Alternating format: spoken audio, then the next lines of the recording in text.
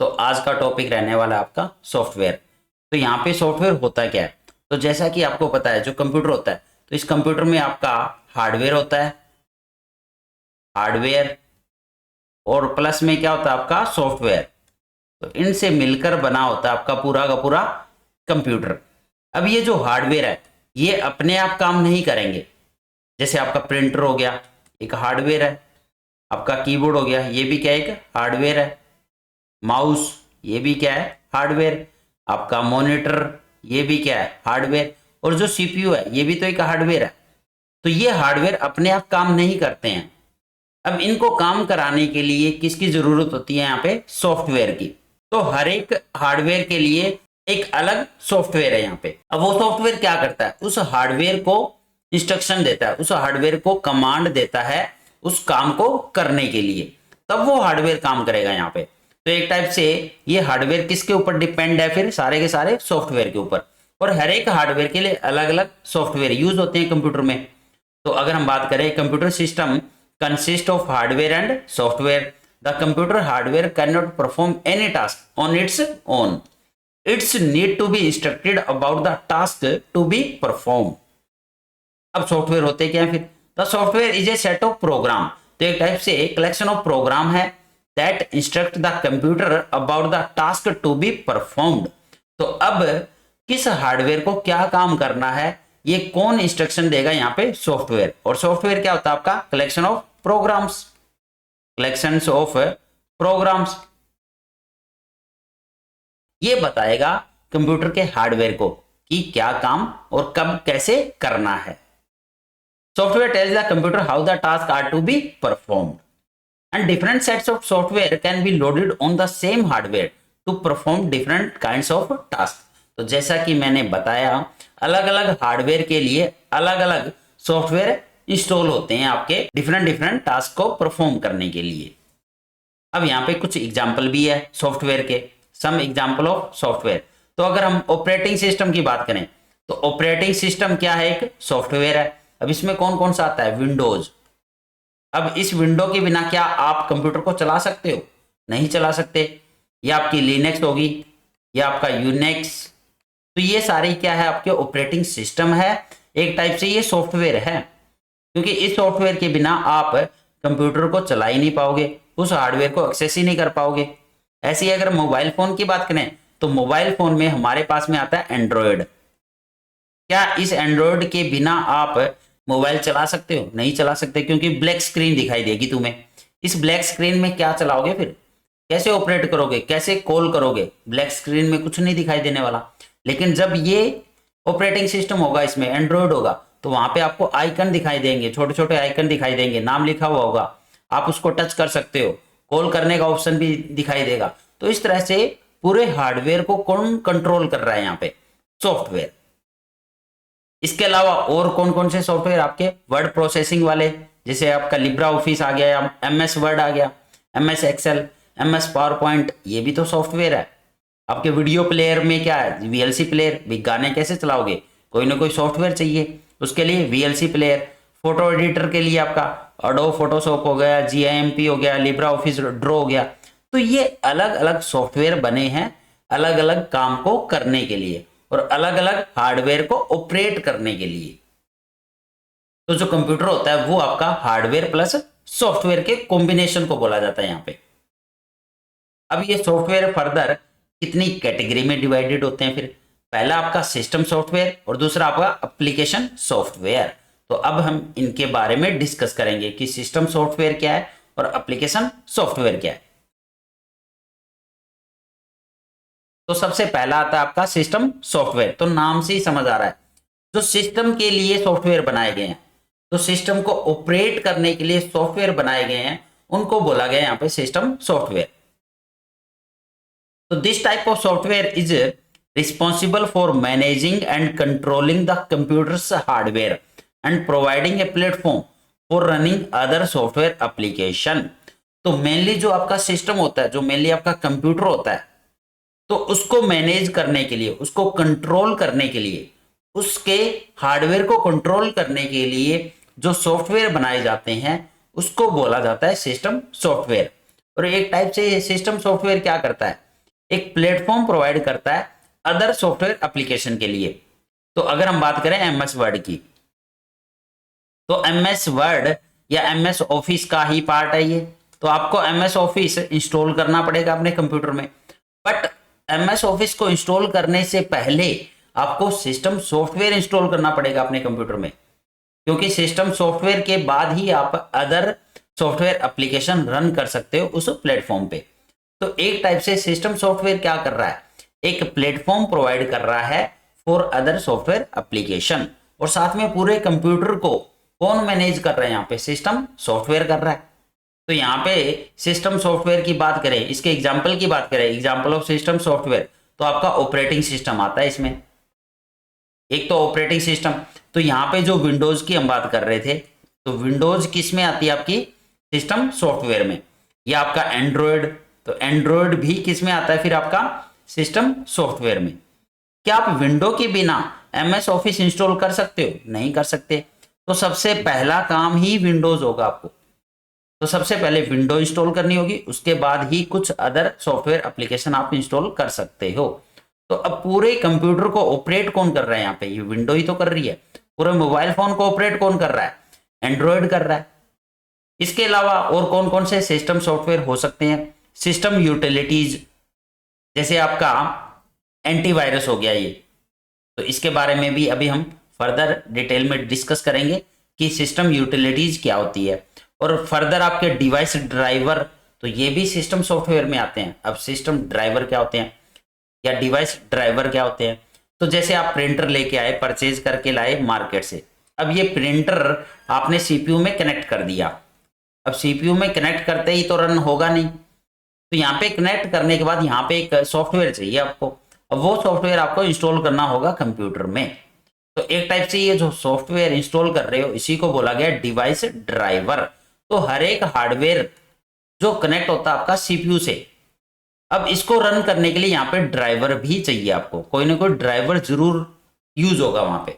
तो प्रिंटर के ड्राइवर अपने होते हैं, स्कैनर के ड्राइवर होते हैं, तो हर किसी डिवाइस के लिए, हर किसी हार्डवेयर डिवाइस के लिए ड्राइवर होंगे।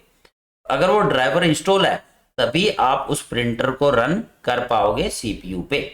तो ये भी एग्जांपल आता है आपका सिस्टम सॉफ्टवेयर में।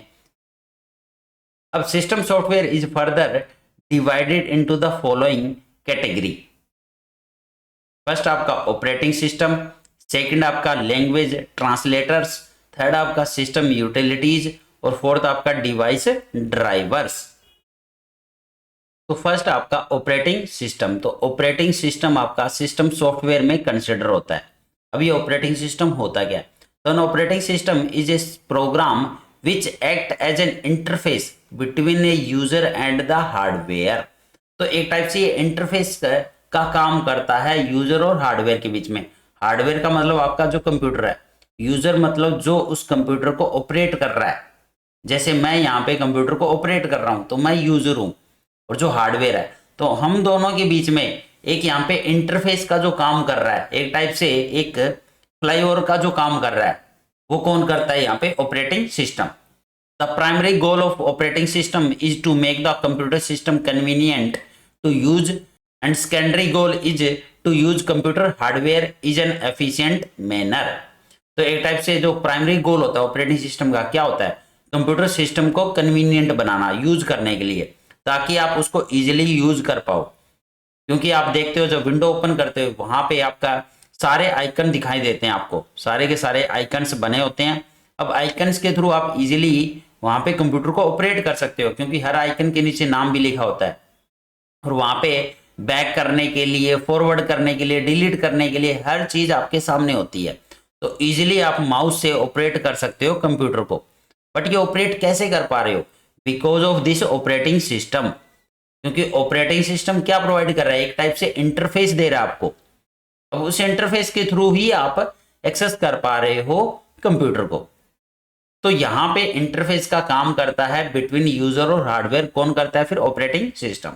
अब इसके एग्जाम्पल कौन कौन से हैं, तो जैसा कि मैंने बताया Microsoft Windows, Linux, Mac OS या फिर एंड्रॉयड, ये सारे किसके एग्जाम्पल आपके ऑपरेटिंग सिस्टम के हैं। और ये सिस्टम सॉफ्टवेयर में आता है आपका ऑपरेटिंग सिस्टम। तो यहाँ पे 1 मार्क्स का क्वेश्चन बन सकता है आपका कि सिस्टम सॉफ्टवेयर कौन कौन से होते हैं, तो इन्हीं में से कोई 4 ऑप्शन मिलते हैं आपको, कोई एक सही मिलता है 3 गलत, या फिर which one of the following is not a system software. तो इस टाइप के एमसीक्यू अक्सर पूछे जाते हैं एग्जाम में। अब सेकंड आता है आपका लैंग्वेज ट्रांसलेटर। तो translator is needed to convert program written in assembly और high level language to machine language. तो यहाँ पे थोड़ा सा हम लैंग्वेज की बात करते हैं यहाँ पे। तो यहाँ पे अगर हम कंप्यूटर की बात करें तो जो कंप्यूटर होता है वो एक ही लैंग्वेज समझता है। यहाँ पे कंप्यूटर को समझ आती है सिर्फ मशीन लैंग्वेज। मशीन लैंग्वेज, तो ये मशीन लैंग्वेज क्या होती है? तो मशीन लैंग्वेज जो 0 और 1 की फॉर्मेट में होती है, तो इसको एक और नाम दिया गया यहाँ पे बाइनरी लैंग्वेज। ये सिर्फ बाइनरी लैंग्वेज को समझता है आपका कंप्यूटर या फिर मशीन लैंग्वेज को। तो इसको हमारी वाली लैंग्वेज नहीं समझ आती, जो हम लैंग्वेज बोलते हैं, इंग्लिश बोल लो या फिर हिंदी बोल लो, तो ये लैंग्वेज कंप्यूटर नहीं समझेगा। बट अब आप कहोगे कि ये समझता है, ये कैसे समझता है, वो बाद की बात है। तो ये फिलहाल इंग्लिश और हिंदी को नहीं समझता, ये सिर्फ समझता है आपका ही मशीन लैंग्वेज को, 0 और 1 वाली लैंग्वेज को। अब यहाँ पे डायरेक्ट ये इंग्लिश नहीं समझ रहा है, हिंदी भी नहीं समझ रहा है, तो यहाँ पे एक टाइप से ट्रांसलेट हो रही है ये लैंग्वेज। तो हम जो इंग्लिश में यहाँ पे टाइप करके इसको कमांड दे रहे हैं, वो लैंग्वेज ट्रांसलेट होकर मशीन लैंग्वेज में फिर इसके बाद में पहुंचती है। कंप्यूटर फिर समझता है उसको, क्योंकि कंप्यूटर को तो यही भाषा समझ आएगी, मशीन लैंग्वेज। इसके लिए यहाँ पे फिर कौन हेल्प करता है? यहाँ पे ट्रांसलेटर हेल्प करते हैं इंग्लिश लैंग्वेज को कन्वर्ट करने में मशीन लैंग्वेज में। तो translator is needed to convert program written in assembly और हाई लेवल। अब ये असेंबली या हाई लेवल लैंग्वेज क्या आ गई फिर? तो ये जो हाई लेवल लैंग्वेज होती है, ये हमारी इंग्लिश लाइक स्टेटमेंट होती है। इसमें इंग्लिश लाइक स्टेटमेंट जो हम यूज करते हैं, इंग्लिश लैंग्वेज यूज करते हैं, तो इस टाइप की स्टेटमेंट का यूज किया जाता है हाई लेवल लैंग्वेज में। और असेंबली लैंग्वेज ही कुछ इस तरह से होती है, यहाँ पे कुछ सिंबल का यूज किया जाता है, जैसे ऐड करने के लिए ऐड सिंबल, सब्ट्रैक्ट करने के लिए SUB, मल्टीप्लाई करने के लिए MUL, डिवीजन करने के लिए DIV। तो इस तरह से कुछ सिंबल यहाँ पे सिंबॉलिक लैंग्वेज का यूज किया जाता है, जिसको बोला गया है यहाँ पे असेंबली लैंग्वेज। बट ये लैंग्वेज डायरेक्ट, क्योंकि इंग्लिश लाइक स्टेटमेंट ही है इसमें भी एक टाइप से, ये कंप्यूटर नहीं समझेगा। DIV, डिवीजन या मल्टीप्लाई, ऐड, ये तो हम समझते हैं, कंप्यूटर नहीं समझता। ऐसे ही हाई लेवल लैंग्वेज जो इंग्लिश लाइक स्टेटमेंट लिखेंगे, वो भी कंप्यूटर नहीं समझता। तो इन दोनों लैंग्वेज को कन्वर्ट किया जाएगा मशीन लैंग्वेज में। अब इसको कन्वर्ट करने का काम कौन करेगा? ट्रांसलेटर। तो ये होते हैं लैंग्वेज ट्रांसलेटर्स, जो असेंबली या हाई लेवल लैंग्वेज को कन्वर्ट करते हैं मशीन लैंग्वेज में। तो the program code written in assembly और high level language is called as source code.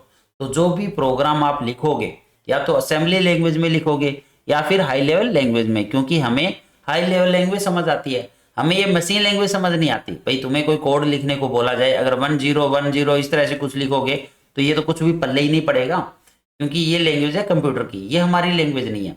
लेकिन इसकी जगह पे अगर आपको इंग्लिश लाइक स्टेटमेंट में कोई प्रोग्राम लिखने दिया जाए, तो वो आप लिख सकते हो यहाँ पे, क्योंकि आप उसको समझते हो। बट ये कंप्यूटर नहीं समझता, और जो कंप्यूटर समझता है वो हम नहीं समझते। तो हम दोनों के बीच में, कंप्यूटर और हमारे बीच में एक ट्रांसलेटर है। तो जो भी प्रोग्राम, जो भी कोडिंग आप करोगे यहाँ पे, the program code written in assembly और high level language is called as source code. तो जो भी प्रोग्राम हमने लिखा उसको यहाँ पे बोला जाता है source code. The source code is converted by translator into the machine understandable form called as object code. तो यहाँ पे जो सोर्स कोड हमने लिखा है उसको ट्रांसलेट किया जाता है इनटू मशीन लैंग्वेज, जिसको यहाँ पे बोला गया है फिर ऑब्जेक्ट कोड या फिर मशीन कोड। तो मतलब कि यहाँ पे डायग्राम में आपको दिखाई दे रहा होगा, ये आपका कोड इन हाई लेवल लैंग्वेज है, जो कि है सोर्स कोड। यहाँ पे लैंग्वेज ट्रांसलेटर ये ट्रांसलेट कर रहा है इस कोड को मशीन लैंग्वेज में या फिर ऑब्जेक्ट कोड में। तो आपने जो लिखा, आपने जो कोड लिखा वो सोर्स कोड है, जो इसने कन्वर्ट किया जो मशीन कोड है या फिर आपका ऑब्जेक्ट कोड। और ये कौन कर रहा है? यहाँ पे ट्रांसलेटर ट्रांसलेट कर रहा है। तो as we have different types of computer language, different translators are needed to convert the source code to machine code.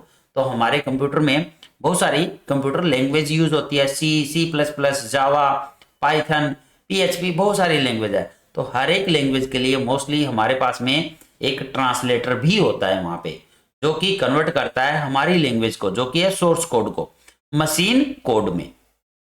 तो ये होते हैं लैंग्वेज ट्रांसलेटर्स। अब ये आपके 3 टाइप्स के होते हैं, 3 types of translator used in computer system. First आपका असेंबलर, सेकंड कंपाइलर, थर्ड आपका इंटरप्रेटर। तो ये तीनों ही किस में आते हैं? सिस्टम सॉफ्टवेयर में आते हैं। तो याद रखना आगे से। तो तीनों ही ट्रांसलेटर आपके सिस्टम सॉफ्टवेयर के एग्जाम्पल है। तो एक तो आपका ऑपरेटिंग सिस्टम, दूसरा आपका ट्रांसलेटर, असेंबलर, कंपाइलर, इंटरप्रेटर, ये सारे किस में आते हैं? सिस्टम सॉफ्टवेयर में। तो यहां पे पहला अगर हम पढ़ें कि असेंबलर क्या होता है, तो असेंबलर मतलब कि असेंबली लैंग्वेज, जैसा कि मैंने बोला असेंबली लैंग्वेज, जो सिंबल यूज होते हैं, सिंबॉलिक, ऐड, सब्ट्रैक्ट या डिवीजन, तो इस तरह से सिंबॉलिक लैंग्वेज यूज होती है, उसको बोला जाता है assembly language. The translator use to convert the code written in assembly language to machine language is called as assembler. तो असेंबलर क्या करेगा? एक ट्रांसलेटर है, ट्रांसलेट करेगा असेंबली लैंग्वेज को मशीन लैंग्वेज में। नेक्स्ट आपका कंपाइलर। अब कंपाइलर क्या करता है? We also need translator to convert code written in high level language. तो ये हाई लेवल लैंग्वेज को कन्वर्ट करेगा मशीन लैंग्वेज में। तो हाई लेवल लैंग्वेज मतलब इंग्लिश लाइक स्टेटमेंट, जिसमें हम मेंशन करते हैं, जैसे हम सी लैंग्वेज लिखते हैं, पाइथन लिखते हैं, तो यहाँ पे सी प्लस प्लस सब में आपकी इंग्लिश लाइक स्टेटमेंट ही तो होती है। अब उन हाई लेवल लैंग्वेज जो कि है सोर्स कोड, तो कन्वर्ट करेगा ऑब्जेक्ट कोड में, मशीन कोड में। कौन करेगा? Compiler. Compiler convert the source code into machine code if the code follows all the syntactic rule of the language then it is executed by the computer. Once translated, the compiler is not needed. Next यहाँ पे interpreter. तो an interpreter translates one line at a time instead of whole program at one go. तो यहाँ पे मतलब क्या देखो, compiler क्या करता है? कंपाइलर क्या करता है? हाई लेवल लैंग्वेज को मशीन लैंग्वेज में करता है। इंटरप्रेटर भी सेम काम कर रहा है, हाई लेवल लैंग्वेज को कन्वर्ट कर रहा है आपकी मशीन लैंग्वेज में। बट दोनों में डिफरेंस क्या है? कंपाइलर क्या करता है? पूरे के पूरे प्रोग्राम को एक साथ कंपाइल करेगा, पूरे के पूरे प्रोग्राम को एक साथ कंपाइल करके फिर आपका ऑब्जेक्ट कोड में कन्वर्ट करेगा। काम वही कर रहा है, हाई लेवल लैंग्वेज को मशीन लैंग्वेज में कन्वर्ट कर रहा है। बट इंटरप्रेटर क्या करेगा? लाइन बाय लाइन, पहली लाइन कन्वर्ट करी, ट्रांसलेट करी, एग्जीक्यूट करी, दूसरी लाइन ट्रांसलेट करी, एग्जीक्यूट करी, थर्ड लाइन, फोर्थ लाइन, तो लाइन बाय लाइन करता है, ना कि पूरे के पूरे प्रोग्राम को एक साथ ट्रांसलेट करेगा। यही डिफरेंस है कंपाइलर और इंटरप्रेटर में, और दोनों का काम सेम है, कन्वर्ट वही कर रहे हैं हाई लेवल लैंग्वेज को मशीन लैंग्वेज में, बट ये पूरे के पूरे प्रोग्राम को एक साथ करता है और ये लाइन बाय लाइन करता है, लाइन बाय लाइन।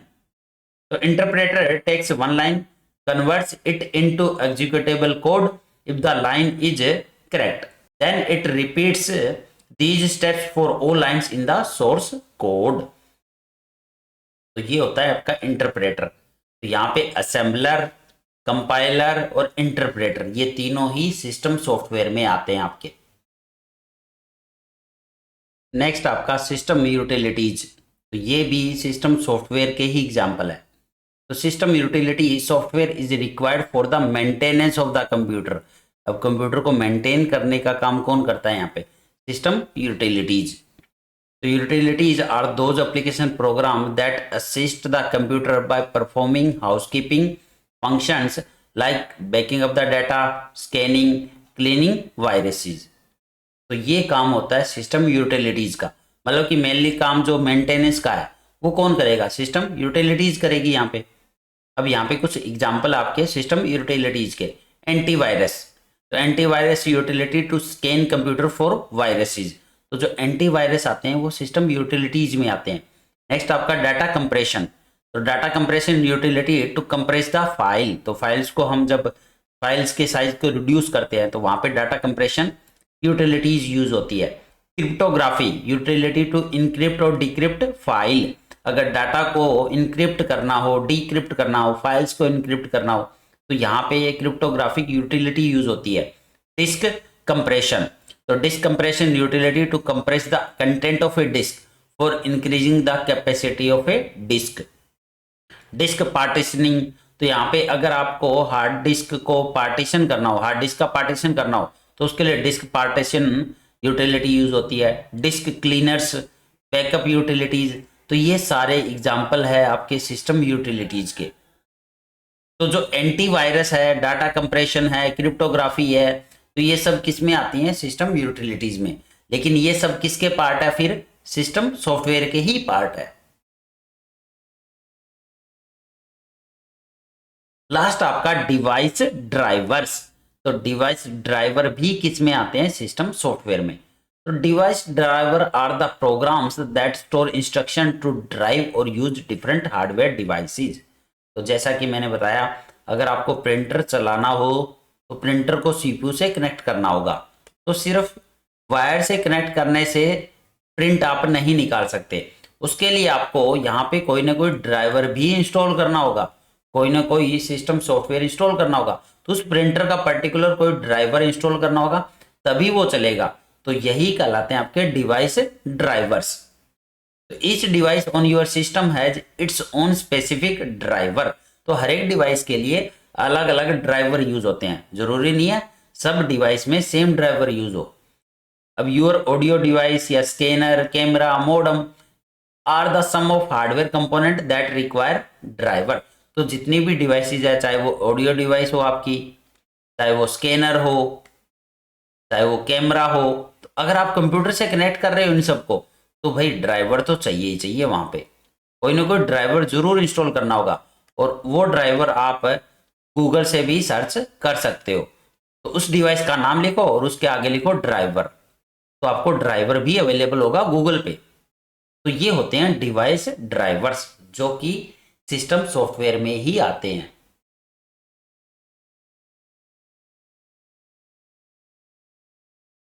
अब इसका सेकंड पार्ट है एप्लीकेशन सॉफ्टवेयर। तो सिस्टम सॉफ्टवेयर और सेकंड था आपका एप्लीकेशन सॉफ्टवेयर। तो application software refer to as an apps. तो अगर हम एंड्रॉयड की बात करें, अगर हम मोबाइल की बात करें, तो मोबाइल में इनको क्या बोला जाता है? ऐप ही तो बोलते हैं हम। तो it is a category of computer software designed to perform specific task और provide specific functionalities for the end user. तो एप्लीकेशन सॉफ्टवेयर एक टाइप से क्या होते हैं? ऐप होती है या फिर सॉफ्टवेयर होते हैं जो कि कंप्यूटर के किसी भी स्पेसिफिक टास्क को परफॉर्म करने के लिए बनाए जाते हैं। जैसे आपको कंप्यूटर में कोई टाइपिंग करनी है, या कोई डॉक्यूमेंट वहां पे रेडी करना है, या फिर आपको कोई पावर पॉइंट प्रेजेंटेशन बनानी है, या फिर आपको कोई वीडियो वहां पे चलाना है, कोई मूवी देखनी है, या फोटो एडिटिंग करनी है, तो यहाँ पे इन सब काम के लिए अलग अलग सॉफ्टवेयर बनाए गए हैं। जैसे MS ऑफिस हो गया आपका, VLC मीडिया प्लेयर हो गया, फोटोशॉप हो गया। तो यहाँ पे ये फोटोशॉप क्या करता है? वीडियो आपकी फोटोशॉप एडिटिंग करता है, यहाँ पे गाने चलाए जाते हैं। अब गूगल क्रोम, यहाँ पे इंटरनेट चलाने के लिए यूज होता है ये सॉफ्टवेयर। MS ऑफिस, तो इसमें पावर पॉइंट भी है, वर्ड भी है, एक्सेल भी है, सब कुछ है। तो ये सारे सॉफ्टवेयर आपके कहलाते हैं एप्लीकेशन सॉफ्टवेयर। ये सारे एप्लीकेशन सॉफ्टवेयर आते हैं जिनका काम क्या है? पर्टिकुलर कोई ना कोई स्पेसिफिक टास्क परफॉर्म करने के लिए बनाए जाते हैं। अब एग्जांपल कौन से आपके? वर्ड प्रोसेसर या spreadsheets, web browser, video audio player, image editing software, या MS पावर पॉइंट या MS पेंट। तो ये सब एग्जांपल आपके एप्लीकेशन सॉफ्टवेयर के, सिंपल सा फंडा है। तो सिस्टम सॉफ्टवेयर जो पूरे सिस्टम को ऑपरेट कर रहे हैं, एप्लीकेशन सॉफ्टवेयर जो पर्टिकुलर कोई भी टास्क को, स्पेसिफिक टास्क को परफॉर्म करने के लिए बनाए जाते हैं। MS ऑफिस है तो इसमें डॉक्यूमेंट टाइप हो सकता है, पावर पॉइंट बन सकती है, बट गाना तो नहीं चल सकता ना इसमें, ठीक है। तो गाना के लिए आपको VLC मीडिया प्लेयर यूज करना होगा। अब फोटो एडिटिंग है तो फोटो एडिटिंग के लिए कोई फोटोशॉप एडिटर ऐप यूज करनी पड़ेगी, वहां पे सॉफ्टवेयर यूज करना पड़ेगा। अब गूगल क्रोम है तो गूगल क्रोम में इंटरनेट चल सकता है। तो इस तरह से हर एक सॉफ्टवेयर का अपना एक टास्क है जो वो परफॉर्म करते हैं, तो उस टास्क के लिए बनाए गए हैं। तो जिस काम के लिए जो सॉफ्टवेयर बनाया जाता है उसको बोलते हैं एप्लीकेशन सॉफ्टवेयर।